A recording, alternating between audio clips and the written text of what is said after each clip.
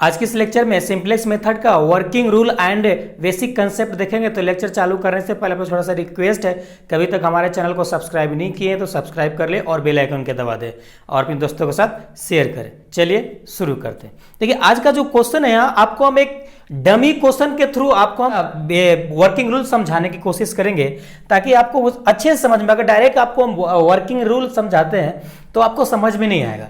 तो इससे अच्छा ये होगा कि आपको हम एक डमी क्वेश्चन ले लेंगे। डमी क्वेश्चन कहेंगे तो खुद का मेरा बनाया हुआ क्वेश्चन है, ये इसका आंसर आ भी सकता है एग्जैक्ट, नहीं भी आ सकता है। तो एक डमी क्वेश्चन के सहारे आपको हम सिंपलेक्स मेथड को समझाने की कोशिश करेंगे। थोड़ी सी सिंपलेक्स मेथड क्रिटिकल तो है लेकिन उतना भी क्रिटिकल नहीं है ताकि आप समझ नहीं सकते। तो इस वीडियो को अच्छे से देखिएगा और आप बिल्कुल ध्यान से देखिएगा। अगर एक बार में समझ नहीं आएगा तो दोबारा देखिएगा, अगर दोबारा भी नहीं समझ में आएगा तो कमेंट कीजिएगा, फिर आपको हम अगेन नेक्स्ट लेक्चर में आपको हम समझाने की कोशिश करेंगे। तो चलिए एक वर्किंग रूल समझते हैं। चलिए सबसे पहले हम लोग क्वेश्चन लिए solve LPP by simplex method. देखिए आप सोच रहे होंगे कि हम एलपीपी हम लोग ग्राफिकल मेथड्स तो पढ़ ही लिए, अब सिंपलेक्स मेथड क्यों पढ़ना पड़ता है, सिंपलेक्स मेथड क्यों लाया गया, ग्राफिकल मेथड तो हम लोग को था ही। तो देखिए ग्राफिकल मेथड में आपको एग्जैक्ट आंसर नहीं आता है, एग्जैक्ट वैल्यू नहीं आता है, लेकिन सिंपलेक्स मेथड के थ्रू आप एग्जैक्ट आंसर निकाल सकते हैं, आप मतलब एग्जैक्ट रिजल्ट पे तक पहुंच सकते हैं। देखिए ग्राफिकल मेथड में आप ग्राफ के थ्रू आंसर निकालते हैं, लेकिन इसमें डायरेक्ट आप कैलकुलेशन के थ्रू आंसर निकालते हैं। इसीलिए दोनों में ये फर्क है और दोनों में अंतर है, इसीलिए हम लोग को सिंपलेक्स मेथड पढ़ना पड़ता है। तो चलिए हम लोग वर्किंग रूल देखते हैं। देखिए तो हम लोग को जो डमी क्वेश्चन है solve LPP by simplex method से आपको सॉल्व करना है, ऐसा लिखा रहेगा। और जेड मैक्स बराबर A dash x1 plus B dash x2 और सब्जेक्ट टू हम लोग का मान लिए हम a into x1 plus b into x2 less than equal to c और a1 into x1 plus b1 into x2 less than equal to c1। हम लोग का जो कंडीशन है x1 x2 greater than equal to 0 दे रखा है। देखिए जब इस प्रकार से आपको क्वेश्चन दिया रहा है एलपीपी का और बोल दिया है सिंपलेक्स मेथड से सॉल्व करने के लिए, तो सबसे पहले तो आप गिवन लिख लीजिएगा जो कि हम लोग को दिया रहता है। लेक्चर आप कंप्लीट देखिएगा, क्योंकि ये लेक्चर आप नहीं देखिएगा अच्छे से तो आपको आने वाला जब क्वेश्चन कराएंगे तो आपको समझ भी नहीं आएगा। तो इसको आप अच्छे से आपको देखना है। चलिए इसको हम लोग गिवन लिख लेते हैं। गिवन हम लोग को दे रखा है, सबसे पहले जेड मैक्स दे रखा है, जेड मैक्स इक्वल टू दे रखा है A dash x1 plus B dash x2 और सब्जेक्ट जो हम लोग को दे रखा है subject to A x1 plus B x2 less than equal to c और नेक्स्ट इक्वेशन जो हम लोग को दे रखा है a1 x1 plus b1 x2 less than equal to c1। हम लोग को जो कंडीशन दे रखा है x1 x2 greater than equal to 0 दे रखा है। इसके बाद आपको स्टेप 1 मान लेना है। क्या मानना है? स्टेप 1 मानना है। स्टेप 1 मानना है। स्टेप 1 में हम लोग स्टैंडर्ड फॉर्म लिखेंगे। Standard form in given equation. Given equation का हम लोग स्टैंडर्ड फॉर्म लिखेंगे। गिवन इक्वेशन का स्टैंडर्ड फॉर्म लिखेंगे तो सबसे पहले आप जेड मैक्स को लिखिए। जेड मैक्स, अब ये जो इक्वेशन है तो आप ध्यान दीजिएगा, इसमें जितने नीचे का सब्जेक्ट टू इक्वेशन दिया रहेगा, 1-2 इक्वेशन दिया है, तो हम लोग जेड मैक्स में यानी कॉस्ट में, ये कॉस्ट फैक्टर है, कॉस्ट में हम लोग दो वेरिएबल ऐड करेंगे। यानी 2 इक्वेशन रहेगा तो 2 वेरिएबल, 3 इक्वेशन रहेगा तो 3 वेरिएबल, 4 इक्वेशन रहेगा तो 4 वेरिएबल आपको इसमें ऐड करना है। तो हम लोग को पहले तो जो दिया रखा है वो ले लेते हैं। तो a dash x1 plus b dash x2 और हम लोग का 2 इक्वेशन दिया हुआ है यहाँ पे, तो 2 वेरिएबल ऐड करना पड़ेगा। तो plus 0 into s1 plus 0 into s2, ये 2 वेरिएबल ऐड कर दिए। अब इसका ये लिख लेना है आपको सब्जेक्ट टू, कंडीशन जो दे रखा है सब्जेक्ट टू इज। अब ध्यान देखिएगा, अब इसमें तो 2 वेरिएबल ऐड किए।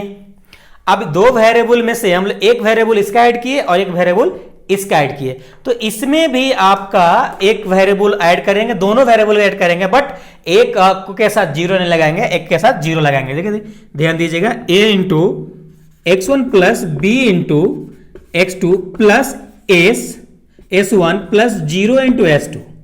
यानी क्वेश्चन फर्स्ट में आपको s1 में जीरो नहीं लगाना है, s2 में जीरो लगाना है, और इक्वल टू क्या दे रखा है c, तो इक्वल टू हम लोग c लिख देंगे। Equal less than equal to C है तो सी लिखना पड़ेगा आपको, इक्वल टू। चलिए नेक्स्ट में a1 x1 plus b1 x2, अब इसमें भी आपको वेरिएबल ऐड करना पड़ेगा। तो s1 में यहाँ पे फर्स्ट में था तो s1 में जीरो नहीं लगाए, इसमें जीरो लगाए, अब इसमें जीरो नहीं लगाना, इसमें जीरो लगाना है। तो चलिए zero into s1 plus s1 sorry s2 plus s2 equal to c1। Okay, तो ये आपका स्टैंडर्ड फॉर्म हो गया। आप कंडीशन भी आपको लिखना पड़ेगा, x1 कॉमा x2, अब कंडीशन में दो वेरिएबल बढ़ गया तो दो वेरिएबल भी लिखना पड़ेगा, तो s1 comma s2 less than equal to zero. तो ये आपका स्टैंडर्ड फॉर्म हुआ। स्टैंडर्ड फॉर्म तो काफी इजी, आपको समझ में आ गया होगा स्टैंडर्ड फॉर्म कैसे लिखेंगे फर्स्ट स्टेप में। अब सेकेंड स्टेप में आपको अब सिंप्लेक्स टेबल तैयार करना है, वो कैसे तैयार कीजिएगा, तो यहाँ फिर लिखेंगे स्टेप नंबर देते जाना है आपको, step second, right the simplex table. आपको सिंप्लेक्स टेबल बनाना है। तो सिंप्लेक्स टेबल कैसे बनाइएगा, तो सिंप्लेक्स टेबल अब ध्यान दीजिएगा, अब यहां से आपको ध्यान देने वाली बात है, अच्छे से देखिएगा नहीं तो आपको समझ में नहीं आएगा। तो सबसे पहले हम लोग बेसिक लिखते हैं, बेसिक के सीधे लाइन में हम लोग s1 लिखेंगे, x2 लिखेंगे, दो वेरिएबल ऐड किए थे s1 s2 लिखेंगे। ओके, फिर आपको नीचे ये जो वेरिएबल दो ऐड किए थे वो लिख देना है s1 s2। ओके, दो लिख दिए, थोड़ा मेरे पास जगह कम है, इसको सटाक लिखता हूं मैं s2। अब आपको क्या करना है, अब आपको इक्वेशन फर्स्ट का जो भी कोएफिशिएंट रहेगा ये s1 के लाइन में आपको लिख देना है, s1 के रो में। तो इक्वेशन फर्स्ट में क्या कोएफिशिएंट था, a था, b था, और यहां पे देखिए s के जगह पे 1 है और s2 के जगह पे 0 है। ओके, और आपको यहां पर b भी लिखना है।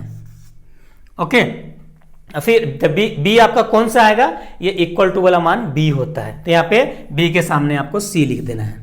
Okay, second equation of coefficient लिखिए a1 b1, और s1 में 0 है, इसमें 1 है, और इसमें b में c1 है। ध्यान दीजिएगा फिर से, b हम लोग का मान कौन सा होगा, b मान जो इक्वेशन का इक्वल टू वाला होगा, a आपका b कहलाता है। क्या कहलाता है, b कहलाता है। इतना करने के बाद आपको फिर ऊपर में cj लिखना पड़ता है, cj। तो cj कौन सा होता है, ध्यान दीजिएगा, जो मैक्स कॉस्ट का जो इक्वेशन है यानी जेड मैक्स का, उसका जो सभी कोफिशिएंट होगा वो आपका cj होगा, वो आपका cj होगा। तो यहां पे इसका सब कोफिशिएंट लिखेंगे a dash b dash 0 0, s1 s2 का तो 0 है। ओके, लिख देंगे। उसके बाद आपको क्या करना होगा, आपको यहां पे cb लिखना पड़ेगा, cb लिखना पड़ेगा।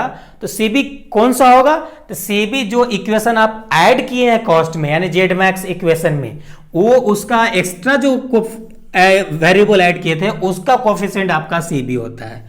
क्या होता है, इसका कोफिशिएंट आपका cb होता है। ओके, ये cb होगा। तो देखिए इसका अभी कोफिशिएंट क्या है, इसका 0 0 है, तो यहां हम लोग 0 0 लिख देंगे, 0 0 लिख दिए।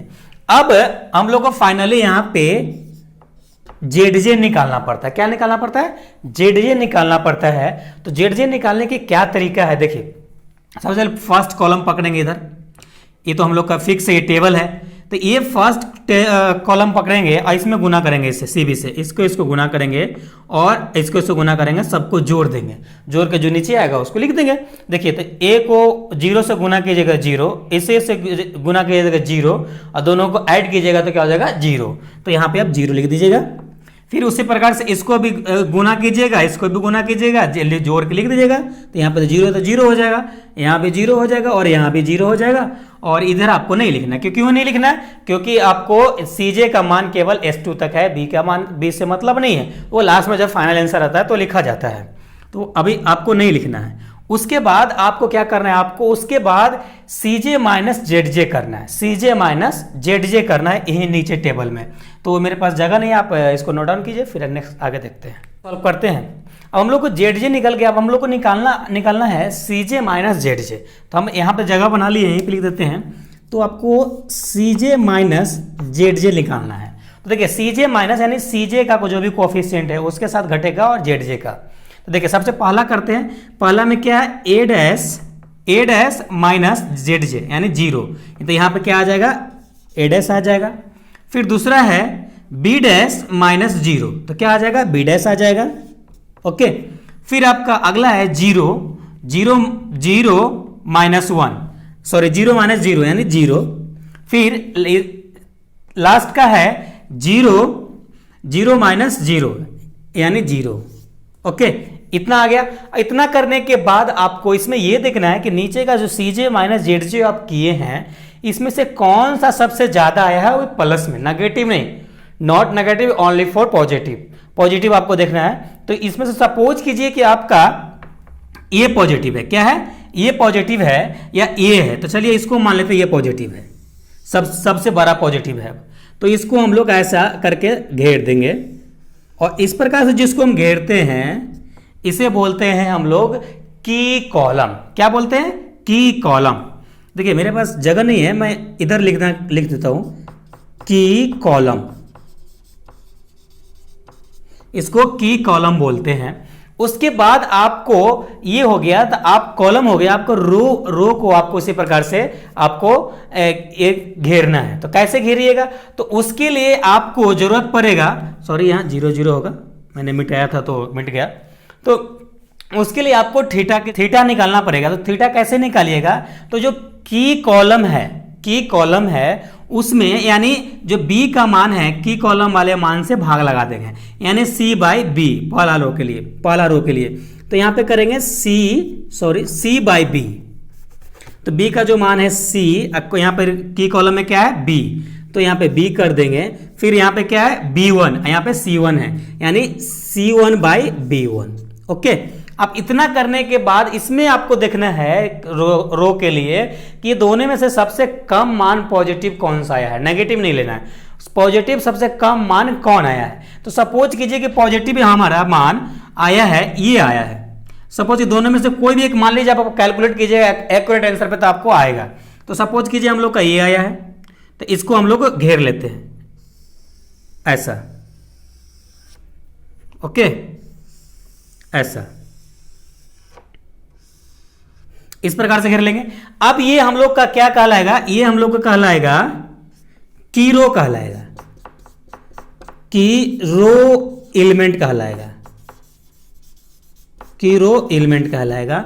और ये की कॉलम एलिमेंट होता है, सॉरी इसमें एलिमेंट भी जुड़ जाएगा, की कॉलम एलिमेंट आप लिख लीजिएगा। ओके, की कॉलम एलिमेंट। अब उसके बाद ये जो बीच का जो सर्कल में चारों तरफ से रेक्टेंगल में आया, ये की एलिमेंट कहलाता है। क्या कहलाता है, ये की एलिमेंट कहलाता है, की एलिमेंट कहलाता है बी का। अब इतना करने के बाद आपको फिर एफ आर निकालना पड़ता है नेक्स्ट टेबल के लिए। तो एफ आर कैसे निकालेंगे, आपको एफ डॉट आर निकालना पड़ेगा, नहीं फ्रैक्शन रेशियो निकालना पड़ेगा आपको। तो देखिए, तो फ्रैक्शन रेशियो उसी का निकालिएगा जिसमें आपका की रो नहीं आया हो। देखिए इसमें तो की रो आया है, तो इसको फ्रैक्शन रेशियो निकालने की जरूरत नहीं है। तो हम लोग का ये आया, फ्रैक्शन रेशियो निकालना पड़ेगा एफ आर। तो फ्रैक्शन रेशियो आपको जो की कॉलम का एलिमेंट है उसमें से की एलिमेंट को भाग लगा देना है, यानी आपको बी से इससे भाग लगा देना है, यानी आपको बी बाई B1 करना है। यानी यहाँ पे देखिए ध्यान दीजिएगा, की कॉलम एलिमेंट यानी की कॉलम एलिमेंट ये है और की एलिमेंट ये है, तो इसमें इससे भाग लगा देंगे। तो यहाँ पे हम लगा दिए, ये एफ आर निकल गया। अब हम लोग का नेक्स्ट टेबल के लिए तैयार हो जाएगा। तो हम लोग स्टेप नंबर 3 में स्टेप स्टेप थर्ड में फिर से हम लोग टेबल तैयार करेंगे। Right the simplex table. Okay, right the simplex table. फिर से हम लोग उसी प्रकार से बेसिक लिखेंगे। हम लोग फिर से एक बार बेसिक फिर लिखेंगे।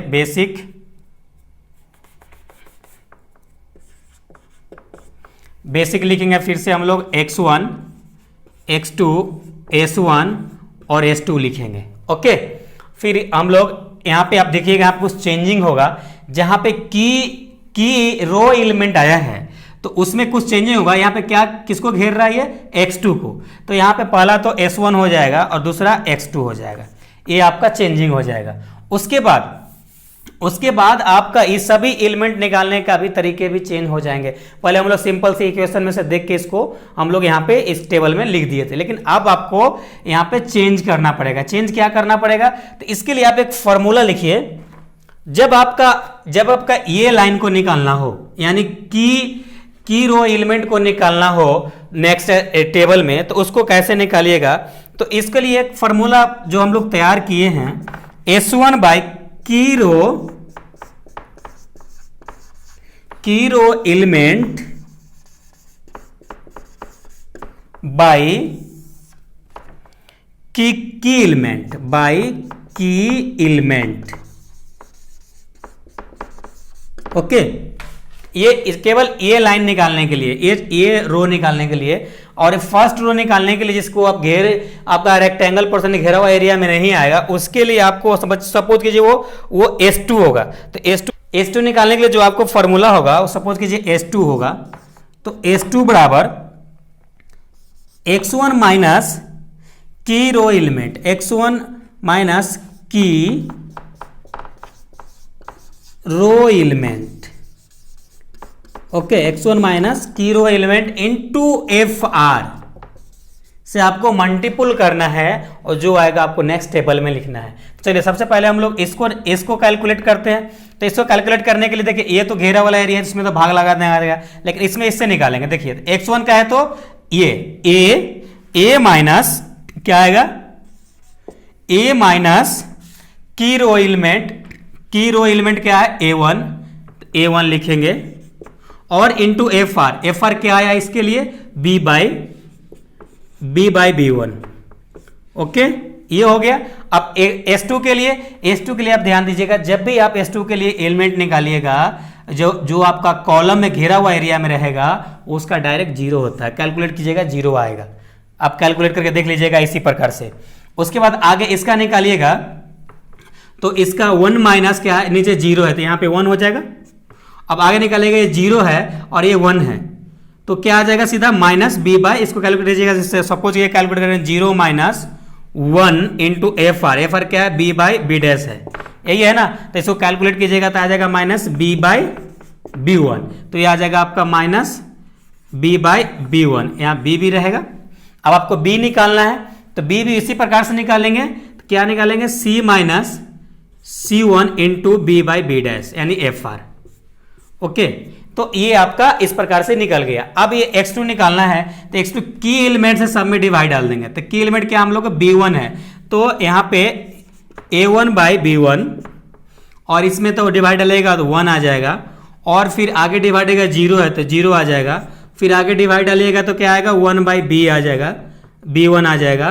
फिर आगे डिवाइड डालिएगा तो c1 है तो b में क्या आ जाएगा? c1 बाई b1 आ जाएगा।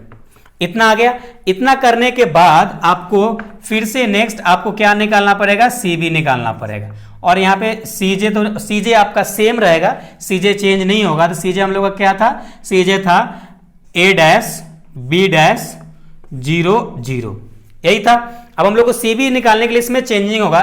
तो केवल जो इसमें तो जो नहीं घेरा एरिया हो तो सेम रह जाएगा 0, और जो घेरा है तो देखिए इसमें कॉलम कौन सा घेरा है? x2 वाला घेरा है। तो x3 के ऊपर जो भी एलिमेंट रहेगा उसको आप लिख दीजिएगा, यानी b है तो b लिख देंगे, सॉरी b डैश है तो b डैश लिख देंगे। उसके बाद फिर एक बार हम लोग zj निकालेंगे। फिर एक बार हम लोग जेड जे निकालेंगे। तो जेड जे निकालिएगा तो कैसे कीजिएगा, इसके साथ इसको गुना कीजिएगा, इसके साथ इसको गुना कीजिएगा, दोनों को जोड़ दीजिएगा गुना करने के बाद। तो चलिए इसको गुना करेंगे तो 0 आएगा, तो इससे गुना करेंगे तो क्या आ जाएगा हम लोग का a dash b dash by b1। फिर इसको गुना कीजिएगा तो 0 है, इसको गुना कीजिएगा तो 1 है, तो यहाँ पे केवल क्या आ जाएगा आपका b डैश आ जाएगा। इसको गुना कीजिएगा तो 0 हो जाएगा, इसको गुना कीजिएगा तो 0 हो जाएगा, जिन्हें 0 हो जाएगा। ये गुना कीजिएगा तो 0 हो जाएगा, इससे ही गुना कीजिएगा तो आ जाएगा आपका b डैश बाई b1 आ जाएगा। फिर लास्ट में जब गुना कीजिएगा तो क्या आ जाएगा c1 by b dash, c1 by b dash by b1। इतना कर, अब इतना करने के बाद आपको एक चीज ध्यान देना है, फिर आपको उसके बाद हम लोगों को निकालना पड़ेगा cj माइनस जेड जे, यानी cj माइनस जेड जे निकालना पड़ेगा। तो सब cj माइनस इसको घटाएंगे तो घटाइएगा तो क्या आएगा a dash minus a dash b dash by b1। फिर इसको घटाइएगा तो आएगा b डैश है तो यानी 0 आ जाएगा। फिर इसको घटाइएगा तो 0 आ जाएगा, इसको से घटाइएगा तो आ जाएगा minus b dash by b1।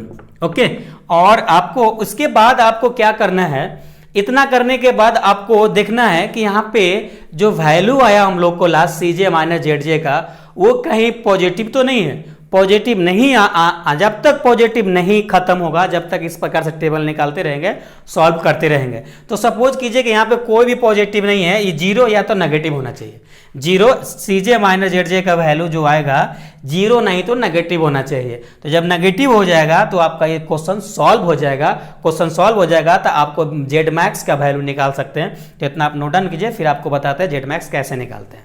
बाद हम लोग आगे जब मैक्सिमम वैल्यू लिखेंगे तो सपोज कीजिए कि ये मान सभी आपको या तो 0 आ गया या 0 से कम है, यानी माइनस में इसका cj माइनस जेड जे का जो मान आया, और सपोज कीजिए 0 है या नेगेटिव में है, यानी माइनस में है। तो उस केस में आपको लिखना है यहाँ पे hence solution is optimal. Okay, optimal आपको सॉल्यूशन लिख देना है। ऑप्टिमल कहे तो यहां पे इज लिख लीजिएगा। ऑप्टिमल कहे तो इस क्वेश्चन को पॉसिबल है मैक्सिमम या मिनिमम वैल्यू निकालने के लिए। तो उसके बाद हम लोग लिख देंगे जेड मैक्स इक्वल टू, देखिए यहां पे जेड जे का जो मान कैलकुलेट करके लाए हैं बी के सामने वाला, ये आपका जेड मैक्स होता है। तो अब देख लीजिएगा ग्राफिकल मेथड से भी सॉल्व कीजिएगा तो सेम आएगा। तो c1 b dash by b1, ये आपका जेड मैक्स हुआ। अब x2 का मान आपका जो आएगा, देखिए यहाँ पे x2 है, तो इसका सामने वाला लास्ट जो b के सामने का मान है वो x2 बराबर है, x2 बराबर c1 बाई b1। ओके, अब यहाँ पे देखिए s1 का मान है, यानी x1 तो है नहीं, तो x1 बराबर आप 0 लिख सकते हैं। और s1 बराबर जो आपका आया, ये भी आपको लिख देना है, ये भी आपका आंसर होगा माइनस b बाई, ये आएगा c minus c1 into b by b1। Okay, ये हो जाएगा, ये आपका आंसर हो जाएगा। ओके, तो इस प्रकार से आप सिंप्लेक्स मेथड का क्वेश्चन को आप सॉल्व कर सकते हैं। आई होप ये बेसिक कंसेप्ट का लेक्चर आपको पसंद आया होगा। पसंद आया तो अभी तक लाइक नहीं किए तो लाइक कर दे, और अभी तक सब्सक्राइब नहीं किए तो सब्सक्राइब कर ले और बेल आइकन के दबा दें। और हाँ, किसी प्रकार का आपका कोई भी डाउट होगा इस लेक्चर से रिलेटेड, सिंप्लेक्स मेथड से रिलेटेड, तो आपको स्क्रीन पे व्हाट्सअप नंबर मेरा शो कर रहा होगा, वहाँ से अपना कमेंट भेजिएगा और कमेंट करके बताइएगा आपका क्या इशू हो रहा है। तो नेक्स्ट लेक्चर में इस इशू को हम सॉल्व करने की कोशिश करेंगे। तो फिर मिलते हैं नेक्स्ट लेक्चर के साथ, जब तक अपना ख्याल रखिए। Thank you, love you all.